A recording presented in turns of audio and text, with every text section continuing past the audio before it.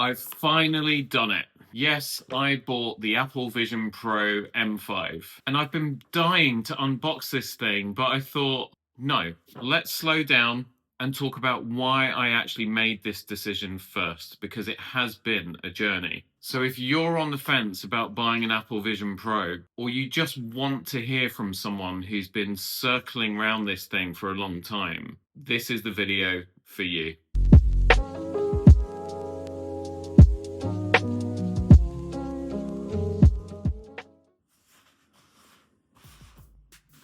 Don't get excited because I'm not unboxing this today.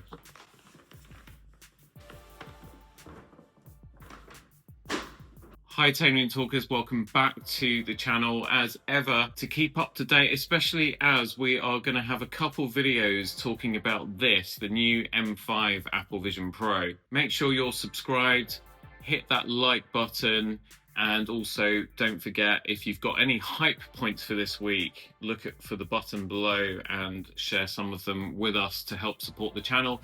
And you can also check out our channel memberships. So I've been deep in the Apple ecosystem for pretty much my entire adult life. First, the original iPod, the original iPhone, the iPod Video, still have that one. It lives in my wife's Mark II 2014 LDTT. And then my first MacBook Pro around 2010, not forgetting the original iPad. And from that moment, I was locked in. Present day, I'm the guy with two phones, an iPhone 17 Pro Max for personal use and an iPhone 17 Pro for business use. I have an M4 Pro MacBook Pro, the M4 iPad Pro, the AirPods Max, the AirPods Pro 2, the AirPods Pro 3, the AirPods 4 with ANC, the Beat Studio Pro headphones, an Apple Studio display. Yes, if Tim Cook so much as sneezes, I'm there with my wallet open. So when Apple announced the first Vision Pro, naturally I was so excited, but the price is the thing that made me flinch. And trust me, that doesn't happen often. I had the in-store demo of the original M2 Apple Vision Pro, and my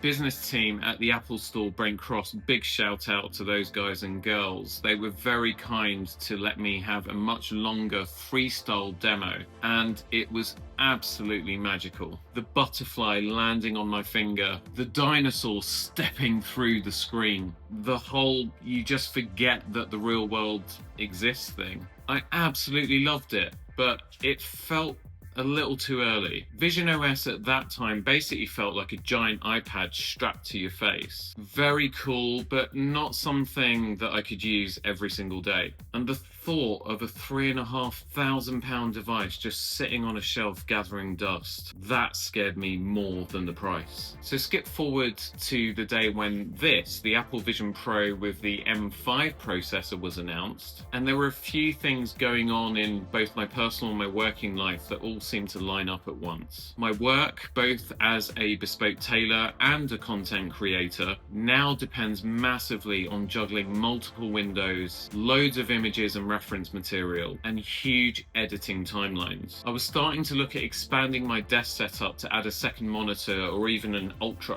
wide display, even considering the Apple Pro Display XDR for a moment, but when I priced it up I realized that was all going to be insanely expensive and I didn't even have the physical space for it. And in the middle of that search, XR glasses exploded. Viture more recently announced the Luma series, promising 4K-like displays and unlimited screen real estate, which was something that I desperately needed. Except, and you'll know this if you've already watched my review of the Viture Luma Ultra glasses, for work they just didn't quite deliver.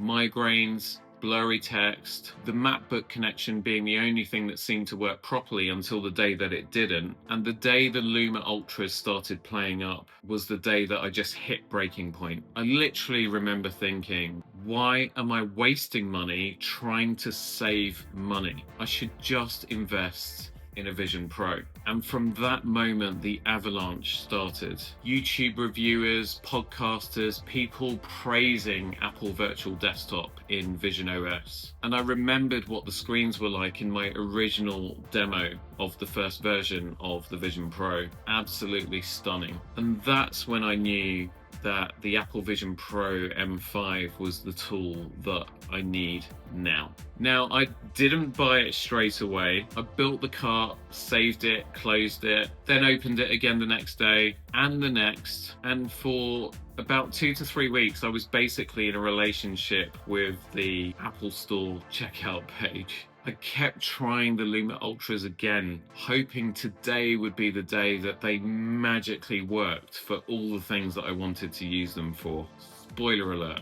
they haven't. My time is incredibly precious. I can't waste it trying to make a device be something that it quite clearly isn't. Meanwhile, my co-hosts on the Tailoring Talk magazine, John and Alex, had very predictable reactions. Alex said, "Don't do it, Bobby." John, meantime, sent me multiple messages basically repeating the same thing. "I can't wait to come over to your house to try out guest mode when you get the Vision Pros and you've got them set up." And as for my wife, Carolina, this is the best bit. We got in her car for a road trip one day recently, and my phone automatically connected to her Apple CarPlay. It started to play the last thing that I was watching on YouTube.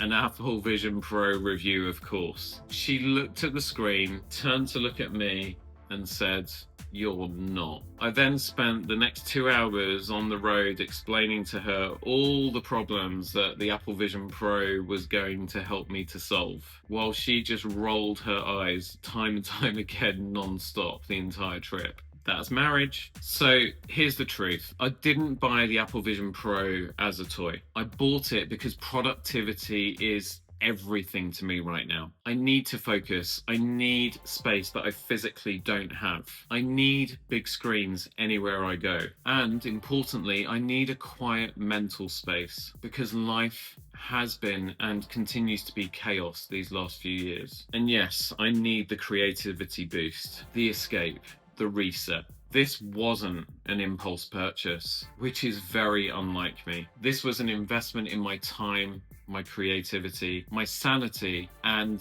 my ability to just get things done. Now, in terms of expectations, in my ideal world, the Apple Vision Pro will let me deep focus like never before, write without being interrupted, edit video on a massive timeline, design and reference clothing in multiple floating windows, meditate and actually quieten my mind, watch films and other content in a way that no television in my house could ever match, and create a private workspace in my most busiest environment, my workroom. That's the promise. Now it's time to see if it delivers. So as soon as we unbox this thing on the next video, I'm jumping straight into virtual desktop with my MacBook Pro. That's the #1 reason this thing is now in my house.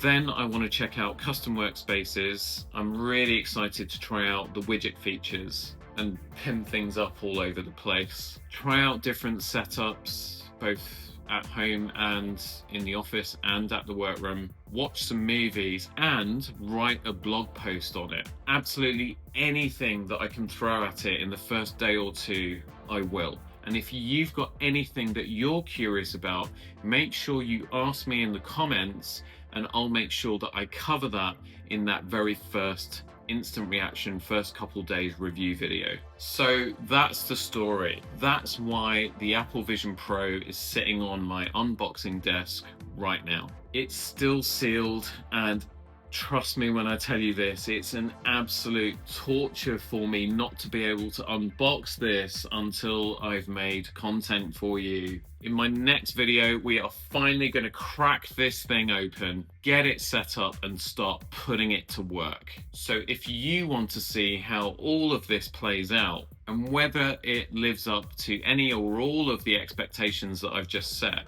make sure that you're subscribed to the channel. All right.